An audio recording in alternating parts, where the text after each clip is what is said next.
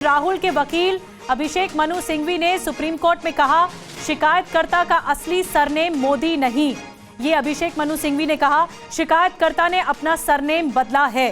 ये भी अभिषेक मनु सिंघवी ने दलील दी है सुप्रीम कोर्ट में।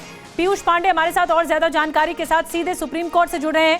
पीयूष, बहुत ही दिलचस्प दलीलें दी जा रही हैं। अभिषेक मनु सिंघवी जो कि राहुल गांधी के वकील हैं, उनकी तरफ से ये कहा गया है कि शिकायतकर्ता का असली सरनेम मोदी नहीं है।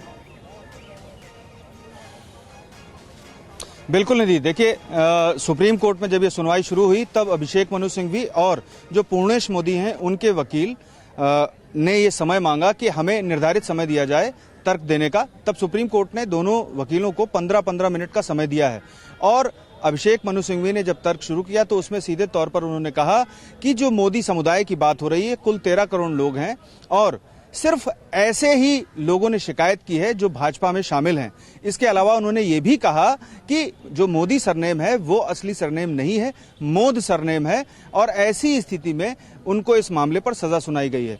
तो सीधे तौर पर जो राहुल गांधी की ओर से टिप्पणी की गई थी उसको कर्टल करने की बात की जा रही है अभिषेक मनु सिंघवी की ओर से और अभी वो दलीलें पेश कर रहे हैं सुप्रीम कोर्ट के समक्ष और सुप्रीम कोर्ट उनसे सवाल भी कर रहा है। जी निधि।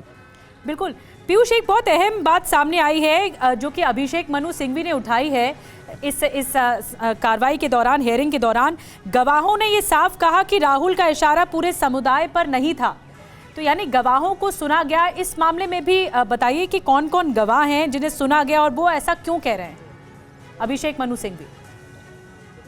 जी बिल्कुल निधि, देखिए जब अभिषेक मनु सिंघवी ने कहा कि गवाहों ने ये साफ किया है कि राहुल का इशारा पूरे समुदाय की तरफ नहीं था, तब पूर्णेश मोदी के जो वकील हैं महेश जेठमलानी, उन्होंने इस पर आपत्ति जताई और कहा कि सिर्फ एक गवाह ने, जो प्रोसिक्यूशन की ओर से, अभियोजन पक्ष की ओर से निचली अदालत में जब पेश किया गया था तो सिर्फ एक गवाह ने ये बात कही थी, बाकी गवाहों ने ये स्पष्ट कर दिया था कि उनका इशारा पूरे समुदाय की ओर था।